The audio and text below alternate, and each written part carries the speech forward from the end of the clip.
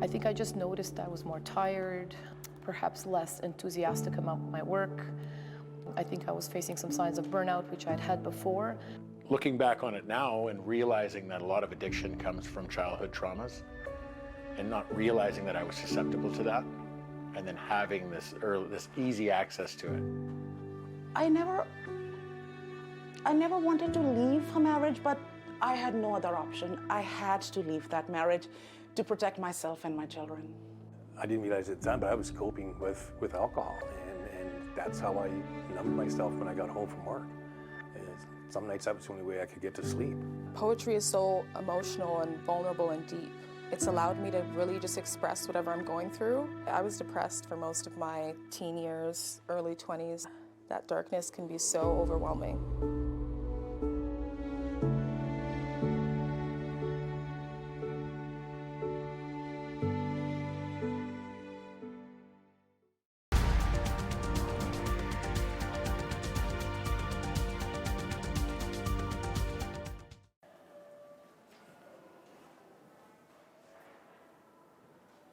My name's Anna Egrich.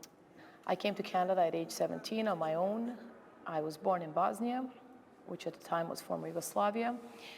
I am currently a general surgeon and intensivist at Royal Victoria Regional Health Centre in Barrie, Ontario.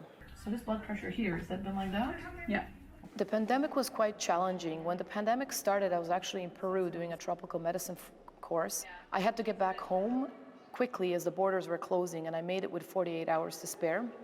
When I got back, it was a scary time. We were not sure what this virus is about. We were scared for ourselves, our families, and our patients. As a surgeon, it affected me because the patients were presenting late with often complicated disease. We were taking care of many more patients, often sick patients, young patients. It took a huge toll on the physicians, the nurses, and all the allied health and other staff. We saw many patients die, especially young patients, which was extremely challenging. So I think overall the impact was quite huge here in Barrie of the pandemic.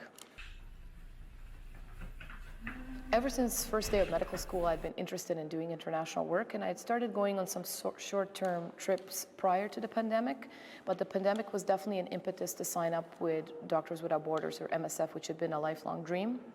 And so I did that in the middle of the pandemic in January of 2021 and got a chance to go away with them to Iraq. So for sure, I think the pandemic and kind of the general hopelessness of healthcare workers and my own kind of burnout pushed me to finally apply and say, okay, it's time. When I look back, I've been to many countries in different roles, as an educator, as part of a team, and then with Doctors Without Borders as part of a team that helped with COVID response.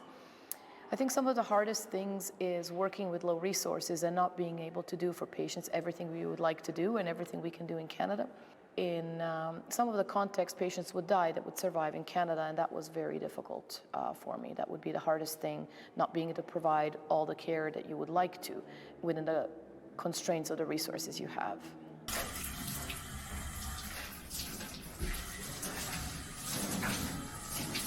I think being born in Bosnia and having experienced the loss of my hometown, I'm from Sarajevo, and the loss of our country, the ethnic tensions and moving around the world has played a huge influence in what I do today and who I am. Moving around and picking up different languages as a child has made me what I call a citizen of the world, and has made it only natural for me to work now internationally as opposed to just in Canada.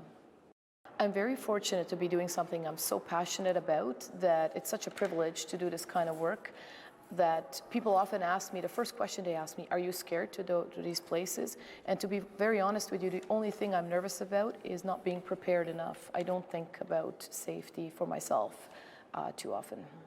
My name is Doug Bedard. I'm from Edmonton, Alberta. A lot of people know me as Plex, a hip-hop artist. About 30 years experience, and I've toured the country. I've run recording studios, recorded a few albums, and I'm mostly known for the fact that I like to stir things up a little bit. So I was living with my mom when I first went to grade 1.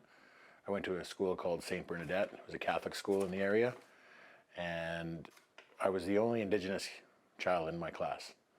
And there was a nun who was the teacher of that class, and she used to pick on me.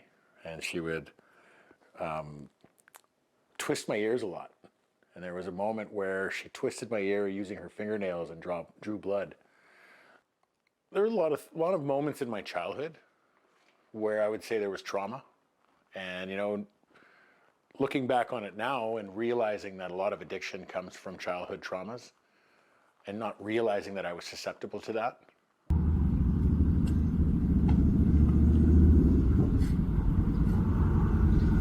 Music saved my life. You know, if it wasn't for music, I don't really know where I'd be. I'd probably be dead or in jail, you know. So although there were some opportunities opened up to me, you know, I didn't really know how to handle the immediate attention we were getting in the late 90s, mid to late 90s. So, I mean, trial and error. I had to make a few mistakes before I was able to use music once again as a tool to get me back on track. Give it back then, son. How's your melanin? I burn Anglo-Saxons. If you ain't down to fist fight, let's settle it on wax then. With the music, we started to get a lot of attention. You know, popularity was on the rise. We opened for Run DMC, and now every time I walk around the malls or wherever, people are like, "Hey, you're the guy who opened for Run DMC."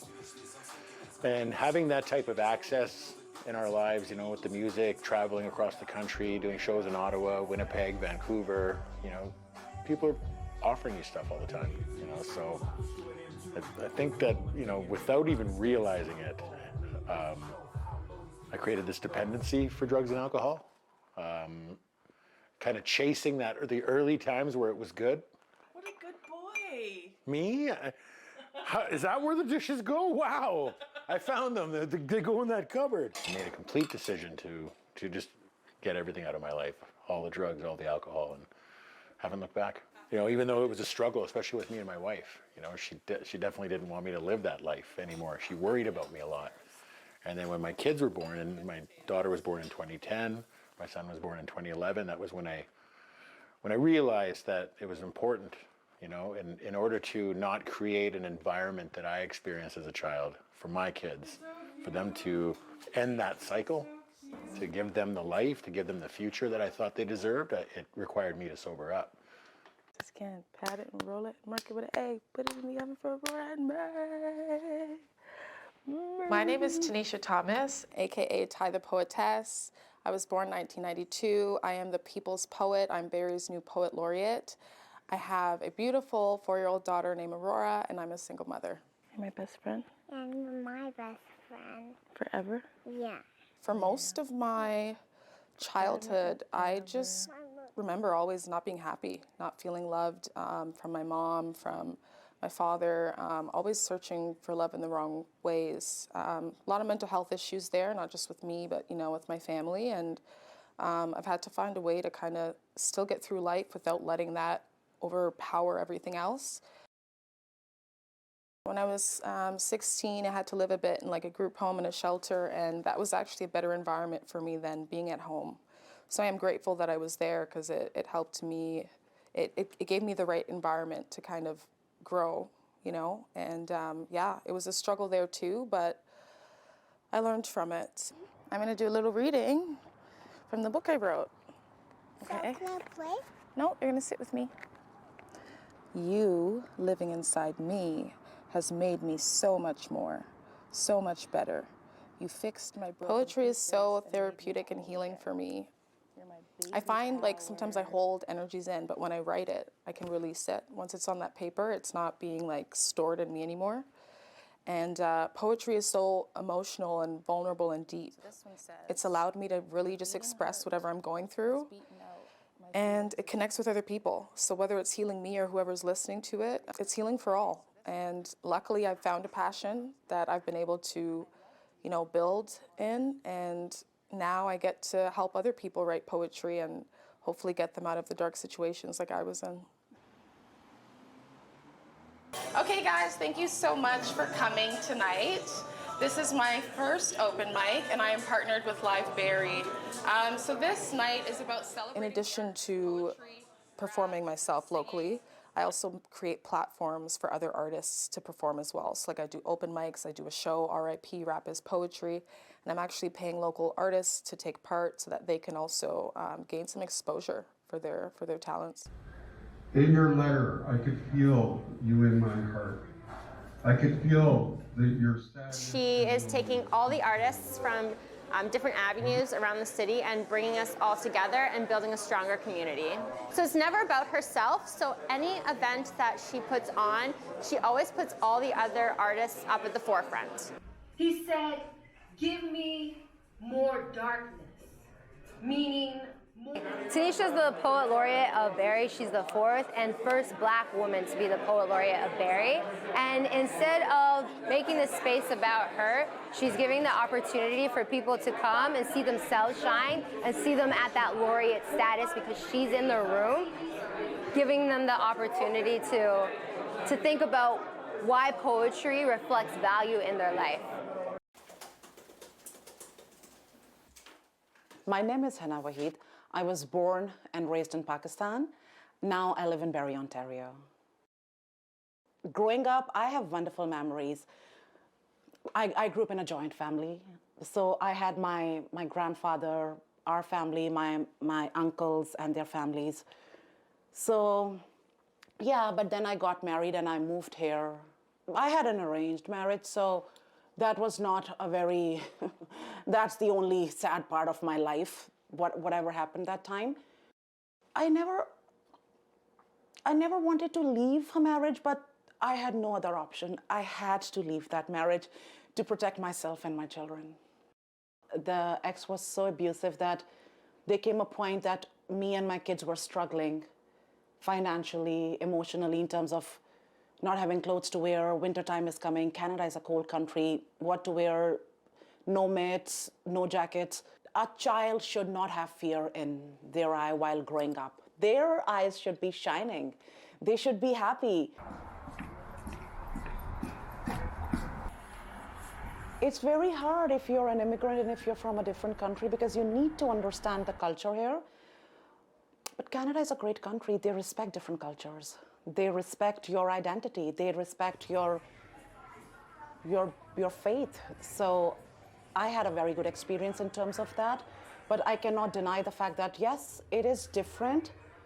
You can make things easy if you have faith and if you just with honesty, you just move forward and you know that that did not work.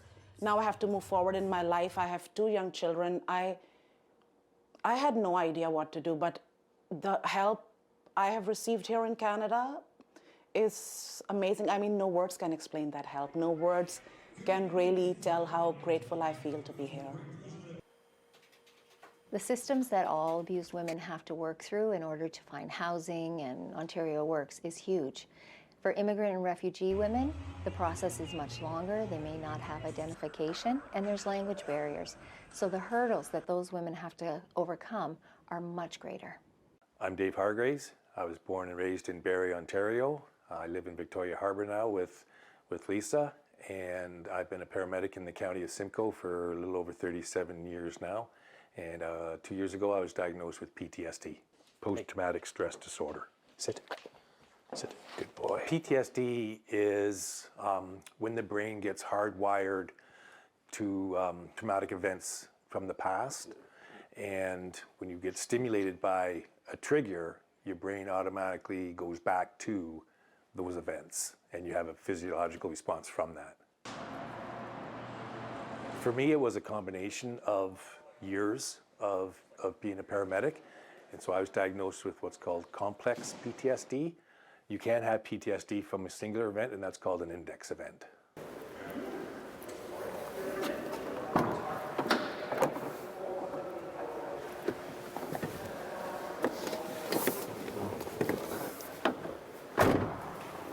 I'm feeling anxious. I am. I can feel my palms getting sweaty.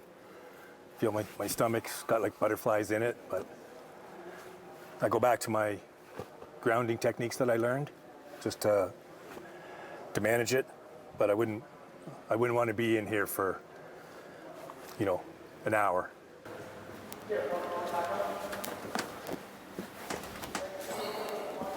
I think it's probably one of the worst calls any paramedic can have. It is a pediatric death, and I think that's just because it strikes so close to home for most of us. I didn't notice it at first because it was an accumulation of so many events. But gradually over time, I noticed that I was not sleeping as well. I was having intrusive dreams. I was becoming irritable, short with people, and I didn't realize at the time, but I was coping with alcohol, and that's how I numbed myself when I got home from work. PTSD is an invisible injury. Any psychological injury or mental health problem is an invisible injury, and that feeds into some of the stigma because people, if they can't see it, they don't understand it. You would do a call, and it could have a significant impact on you, but you were told again to, big boys don't cry. That's a generation I grew up with, and suck it up, and you go to the next call, and you didn't dare speak out that you were affected by it because you were looked at as being weak and not cut out for the job, and you certainly didn't want to appear that way with your coworkers. I think by far my biggest supporter is my husband. I couldn't do what I do without him. He has been very understanding and supportive of all these different adventures that I've been on. And he also looks after our Great Dane when I'm gone, which is a big relief. Oh, there you go. Anne and I met when we were in our late teens, and I've had a front row seat the whole way from Montreal in the late 90s to here we are in Barrie today. And yeah, we've sort of grown up together, and I'm incredibly proud of what she's managed to accomplish in that time. When she's gone, I feel like she's making responsible decisions and she's doing what she's intended to be doing. Anna Ingrick is a kind and caring colleague. She cares about how you are doing, not just checking up on you. She really wants to know how you're doing as a person. As a physician and a surgeon, she has a skill set that's not matched very easily. She has a vast knowledge of both medicine topics, being an intensive care doctor, but also as a surgeon, surgical expertise is excellent. So she's a doctor that really can do it all. And that skill set, she's decided to help third world and more underprivileged countries.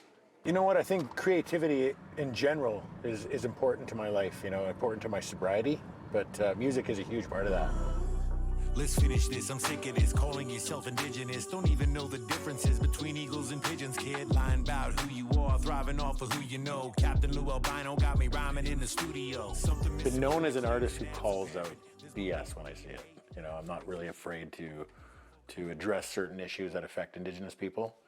So the more that I looked into this phenomenon that we call pretendianism, I felt like, I'm motivated to write a song about it. Almost all of my music is based on my experiences with some influence from stories that I hear from others,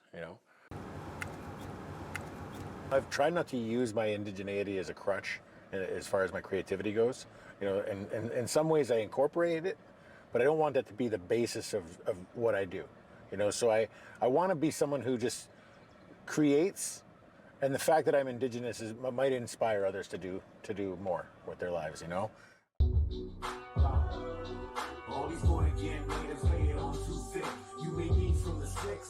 I stopped performing like a decade ago because I was struggling with, doing shows and maintaining sobriety. A lot of times I felt like I had to loosen up. I would be a little bit stiff on stage, so sometimes a drink or two, it might help me deal with that. If I was going to focus on my sobriety, I also had to step away from performing.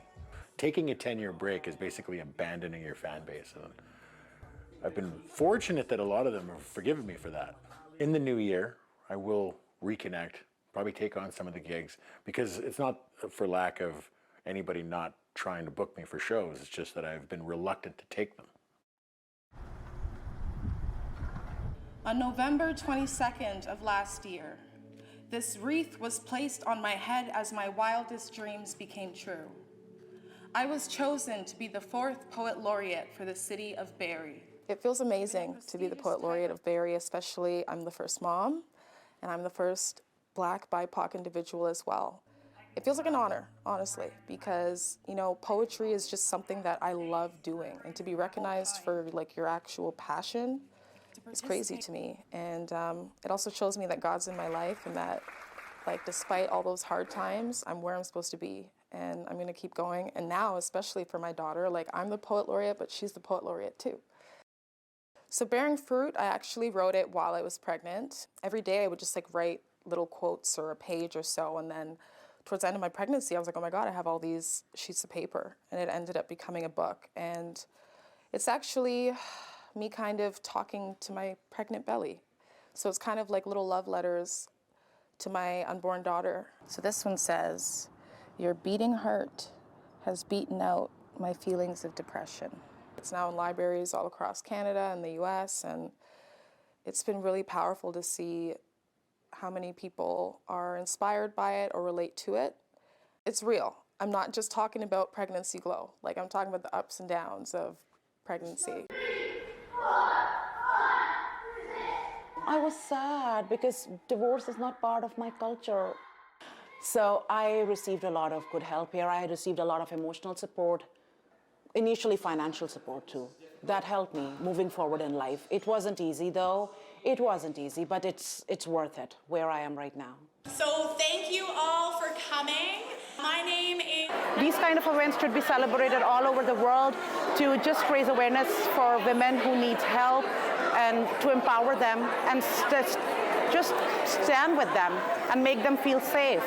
They remind me what I have come out from and how do I have to stay strong for myself and for my children. So I make sure I go to these events. COVID was a perfect storm for me in a negative way because I would come home after a shift and you weren't supposed to go out. So if I stayed home and was drinking, nobody would know about it. If I was having a bad night, nobody knew about it because you could isolate. And one of the key things with PTSD is that you isolate and you avoid and you don't want to go out in public. So if I didn't leave the house for a couple of days, neighbors didn't notice it because they didn't leave either. My sons live here. Well, they lived in Barrie when I lived in Barrie. And yeah, it got to the point where they didn't understand what was going on because I didn't even know what was going on. I wasn't diagnosed yet. It got to the point where they didn't even want to come around to see me. One, because my behavior wasn't what they grew up with. And also they didn't know who they were going to find when they came through the door. No, they got an initiation fee, right? But I don't think you're ever cured from PTSD. The whole idea of treatment is to learn how to manage PTSD so that you can have the life that you want. We've developed a team within the County of Simcoe that's called the Peer Support Team, where we connect our paramedics with lead paramedics that are called peer support so that they can help each other in the workplace. We have that through access on a cell phone, and it's really to check in to make sure that our peers are connected and they have the support that they require. We have supports in place for families to access care as well with contacts through Homewood, so that's one of our providers, and so that they can get on the phone with somebody if they feel like they need to talk to somebody about getting some assistance. I looked back at my yearbook in fourth year med school and it just said, what do you hope to be doing in 10 years? And I had written, make a difference. And I think that's what I'd like my legacy to be, just making a difference either on an individual patient level, a group of patients, every person I meet, just making a small difference and making their life slightly better. Okay. That saturation here. Okay. I also feel very grateful to my supportive colleagues here that make it possible for me to go away and do this kind of work. In order for me to go away, I have to have buy-in from my chiefs as well as my colleagues who cover for me when I'm away, and for that I'm very grateful.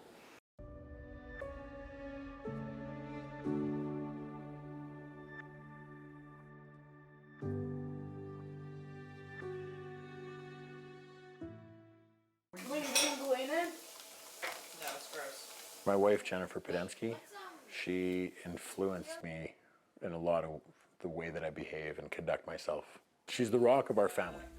My family is everything to me. You know, it's definitely helped me focus on my sobriety more, mainly because I don't want my kids to be exposed to what I was exposed to as a youth. You know, I just want them to have a fighting chance in this world. You know, and I think that my sobriety has a huge impact on that. Art and storytelling and expression and music has been our way of overcoming trauma. He's taught me that getting better is possible. And it's just, I'm so proud of him. I would say Plex is back.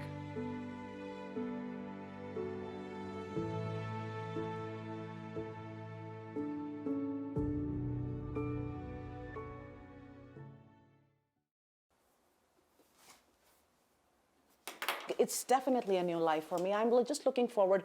I'm taking one day at a time, and I'm back in school. I have time for myself, for my children, doing hobbies with them, having a happy home. And moving forward, I'm going to do things for myself and my children. Your family should be everything. You know, Canada, the government here, they stood by me. Yeah. So you like Canada? I love Canada. I love Canada.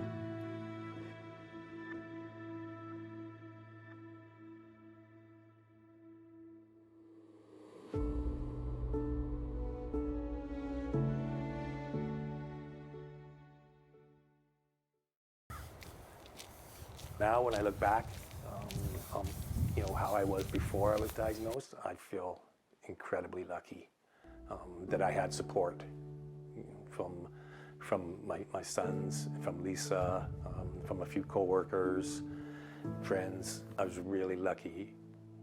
Because I'm a paramedic as well, when Dave and I come home and we're talking about our days, we speak the same language. We both understand the weight that this job can put on you, the demands it can make of you, and we're very honest and open about our mental health now. We speak about it all the time. He took an unmanageable life, and he's now in control of it. And he's in control of his relationships, he's in control of his life. He's guiding where his life goes now. The disease isn't pulling him along anymore.